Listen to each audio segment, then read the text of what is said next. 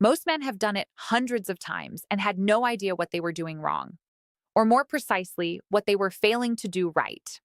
A hug. The most ordinary physical contact between two people. So common, so unremarkable, so seemingly inconsequential that most men treat it as punctuation. A greeting, a goodbye, a social gesture that begins and ends and means nothing beyond the fact that it happened. But there is something that happens inside a woman's body during a specific kind of hug that is anything but ordinary. Something neurochemical, something neurological, something that operates so far below the level of her conscious awareness that she experiences the result without having any access to the cause. A warmth that stays in her body after you have stepped apart, a pull in your direction that she cannot fully account for. Thoughts that return to you later that evening without her permission. The difference between the hug that produces nothing and the hug that produces that is not duration. It is not strength. It is not technique in any mechanical sense. It is one specific thing that almost no man ever does because almost no man has ever been told it exists. Stay with me. Because what I am about to show you is backed by some of the most compelling research in the neuroscience of human touch. And once you understand what is actually happening inside her nervous system during those few seconds, you will never approach a hug the same way again. But first, I need to say something that I want every man watching this to actually hear. If physical closeness with women has ever felt like terrain you navigate carefully, where the signals are unclear and the right move feels uncertain, that was never a reflection of your instincts being wrong. It was a reflection of nobody ever giving you the real map. The education most men receive about physical connection stops at the surface, at the social rules, at what is appropriate and what is not. It never goes beneath the surface to what is actually happening in her nervous system during those moments, what her body is reading, what her biology is responding to. Tonight, that changes. Now, let us get into what actually happens during a hug that changes everything. What her body is actually doing during those seconds.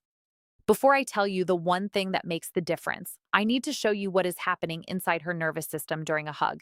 Because once you understand the biology, the one thing I am going to describe will make complete sense. Not as a technique, as the natural expression of something that her body was designed to respond to. When two human beings make sustained full body contact, the brain triggers the release of oxytocin from the hypothalamus. You have probably heard oxytocin called the bonding hormone, but that description undersells what it actually does. Oxytocin does not just create warmth. It lowers the activation of the amygdala, the brain's threat detection center. It reduces cortisol. It creates a neurological state of lowered defenses and increased openness, a state where the person being held is literally, measurably less guarded than they were 30 seconds before. Research shows that a hug lasting 20 seconds or more produces a significantly larger oxytocin release than brief contact. But here is what the headline version of that research almost never includes. The quality of oxytocin released and the behavioral and emotional response it produces depends not just on duration, but on the specific neurological state of the person doing the holding. In other words, her body is not just receiving the hug. Her nervous system is reading the nervous system of the person holding her. And what it is reading in those seconds determines whether the oxytocin produces connection and warmth or whether the physical contact produces nothing beyond the social transaction it appeared to be. This is where most men lose the moment entirely without ever knowing it happened. What she is reading before you let go. Picture the most common version of a male hug. He leans in. There is contact, brief, slightly stiff, the specific quality of a person completing a social gesture rather than inhabiting a physical moment. His attention is already on what comes after. His body is there, but his nervous system is somewhere else, monitoring how the hug is landing, how long is appropriate, whether he is reading the moment correctly. The hug is over in under 3 seconds. He steps back. She steps back. The moment closes. She feels nothing she did not feel before it started. Now picture something different. A man who enters that same hug from a completely different internal state. His nervous system is not running an evaluation. It is not monitoring duration or propriety or reception. He is simply, fully, completely present in the physical reality of having this specific person close to him. His breathing is slow. His body is not stiff with self-consciousness, but settled into the contact with the specific ease of a man who is comfortable with closeness. He holds it one beat longer than strictly necessary, not aggressively, not hungrily. With the specific, unhurried quality of a man who is genuinely, calmly present in the moment he is inside. When they step apart, something is different in her body. Not dramatically, but something is different. Here is the neuroscience of why. The mechanism, nervous system entrainment. This is the part most people have never heard, and it is the real reason the one thing I am about to describe works at the level it works. When two people are in close physical contact, their nervous systems begin a process called physiological entrainment. Breathing patterns begin to synchronize, heart rate variability begins to align. The autonomic nervous systems of two people in sustained close contact begin to influence each other's regulatory state. This is documented in research on couples, on parent infant bonding, on therapeutic touch. The nervous system of the person holding literally transmits its state to the person being held through the medium of physical contact, which means that a man who enters a hug with a regulated, settled, genuinely calm nervous system does not just feel calm to her. He transmits that calm into her biology. Her cortisol drops, her amygdala activation decreases, her nervous system receives the entrainment signal from his and begins to regulate toward it. She steps out of that hug carrying a physiological state she did not have before it. A state of reduced threat response, lowered defenses, increased openness. A state her nervous system is going to associate below any conscious processing with him, with his presence, with what it feels like to be close to him. That association is the foundation of everything that follows. Not chemistry, not mystery. A specific, documented biological response to a specific quality of physical presence. And the quality that produces it is the one thing I have been building towards since the beginning of this video. If this is landing clearly for you right now, hit the like button, because what comes next is the piece that ties everything together. And every person who engages with this video helps another man find this information at the exact moment he needs it. Now, let me give you the one thing intentional stillness. Every man who has ever been told he gives good hugs has this quality without knowing he has it. Every woman who has ever stepped out of a hug and found herself thinking about the man who gave it has felt this quality without being able to name it. It is not strength, it is not duration. It is not the specific placement of hands or the angle of contact or any mechanical element of the physical gesture. It is stillness, intentional, deliberate, completely present stillness. Not the stillness of a man who has frozen up, not the absence of movement caused by uncertainty. The specific, warm, completely inhabited stillness of a man who is so genuinely present in the moment of that contact that there is nowhere else he needs to be and nothing else he needs to do while it is happening. Here's what that stillness actually is at the neurological level. It is the behavioral output of a regulated nervous system, a man whose cortisol is not spiking, whose amygdala is not running a threat evaluation, whose attention is not divided between the physical moment and the social monitoring of that moment. A man who is simply, fully, without reservation, in contact with another person and entirely comfortable with the reality of that contact. Her nervous system reads this stillness in under 3 seconds, not his appearance, not his words. The quality of his nervous system transmitted through the medium of his physical presence. And what it reads in a genuinely still, genuinely regulated man is the signal that her biology has been designed over evolutionary time to prioritize above almost everything else. Safety, that does not require her to be smaller to access it. Strength, that does not ask anything from her in return for its presence. Let me show you specifically what this looks like so that when you are in that moment, you know what you are creating. What it looks like in practice.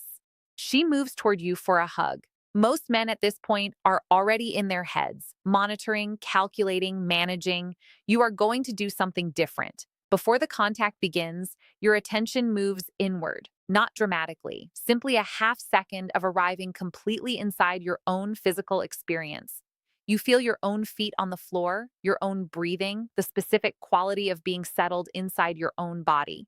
The contact begins and you receive it. Not perform it, not manage it, receive it. Your arms settle around her with the specific ease of hands that know where they belong. Not tentative, not aggressive, settled. as though this contact is something you are completely familiar with, completely comfortable in, completely without anxiety about. Your breathing does not change, your body does not tighten. The quality of your physical presence in those seconds is the same quality your nervous system has at its most regulated, most grounded, most genuinely at home state. And that state begins to transmit through the contact into her nervous system before she has had a single thought about what is happening. Now, here is the detail that most people never discuss: the breath. Research on physiological entrainment shows that breathing is the primary channel through which nervous system states transmit between people in close contact. A slow, deep, involuntary exhale during a hug, not performed, not manufactured, but the natural exhale of a nervous system that has just arrived somewhere it is completely comfortable, produces a measurable response in the person you are holding. Her breathing begins to slow toward yours.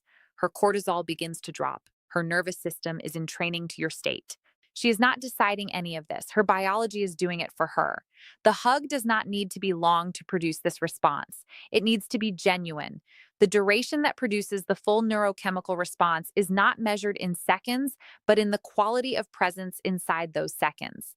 A man who is genuinely, completely without performance or agenda, simply there in that contact for whatever time it naturally occupies, produces more neurological response than a man who has read that 20-second hugs release oxytocin and is now counting in his head. Because she feels the counting, she feels the performance. Her nervous system reads it as the opposite of regulated, as a man whose stillness is manufactured rather than real. And manufactured stillness does not entrain her nervous system, it alerts it. What happens after? The association that changes everything. Here is what I told you at the beginning I was going to explain: why this specific thing in this specific moment produces the response in her that it produces. When she steps out of that hug carrying a physiological state of lower threat response, lower cortisol, greater openness, her brain performs an automatic associative process. It links that state to its cause, to him, to his presence, to the specific quality of what it felt like to be close to him. This is Pavlovian conditioning at the neurological level. Not learned consciously, not decided, wired. Her nervous system now has a data point that says proximity to this man produces a state my biology values. And the next time she is in his presence, that association activates before she has formed a single conscious thought about him. She feels something she cannot explain: a pull, a warmth, a specific comfort in his direction that seems disproportionate to the number of times they have been together. That is the hug still working. Days later, in her nervous system, producing a response to his presence that she did not manufacture and cannot reverse. And here is what turns that warmth into something deeper. The moment after the hug ends, most men break contact and immediately re enter social mode, fill the silence, make a joke, ask a question. They treat the end of the hug as the end of the moment. It is not the end of the moment, it is the most important part of it. When you step back from a hug with that quality of stillness still present, when there is a half second of natural silence in which you are simply looking at her with the same settled, unhurried, completely unperformed quality that characterized the contact itself, something happens in her that the hug alone could not produce. She sees that the stillness was not the hug. It is you. It is who you are. The hug did not create it. It simply revealed it. And what was revealed is a man whose inner world is calm enough, full enough, genuinely regulated enough that close contact with a woman he is drawn to does not destabilize it. That revelation is what she is going to be thinking about later. Not the hug, the man inside it, the specific, quiet, completely real quality of someone who is entirely at home in his own presence and therefore entirely able to be present with hers. This is exactly what Madison Miller breaks down in complete detail, because the specific cultivation of this quality of presence, how to build it genuinely rather than perform it, how to carry it into every physical interaction so that it is always the real thing she is receiving and never a construction of it, is one of the most profound shifts a man can make in how women experience him. But what I want you to carry from tonight is simpler than any program or framework. The most powerful thing you will ever do during a hug is nothing. Not nothing as in absence of effort, nothing as in the specific, inhabited, completely present nothing of a man who has arrived so fully into the moment that performing it never enters his mind. That nothing is everything her nervous system has been waiting to feel. That nothing is what she is going to associate with your presence in the hours and days that follow. That nothing is the one thing that turns an ordinary hug into the beginning of something she cannot stop thinking about. Her body will remember it before her mind does, and her mind will spend the next several days trying to catch up to what her body already knows. You already have the capacity for this. The only question is whether you have arrived fully enough inside your own life, inside your own skin, inside your own genuine sense of who you are when nothing is being performed, to bring that arrival into the moment when her arms close around you. That moment is not asking for your best performance. It is asking for your most real presence. And real presence in a world where almost everything is performed is the most disarming, the most compelling, the most unforgettable thing you will ever offer. Subscribe to this channel right now, because this is where the real science of human attraction gets spoken plainly, without the comfortable version, without the watered down explanation that stops before it reaches what actually matters. Like this video and share it with someone who has been treating these moments as social gestures rather than what they actually are. The moments where the most honest version of who you are gets communicated directly into her nervous system, before language, before logic, before any conscious evaluation she can bring to bear on what she is feeling. She already knows. Her body told her while the hug was still happening. The only question is whether the man she was holding knew it too.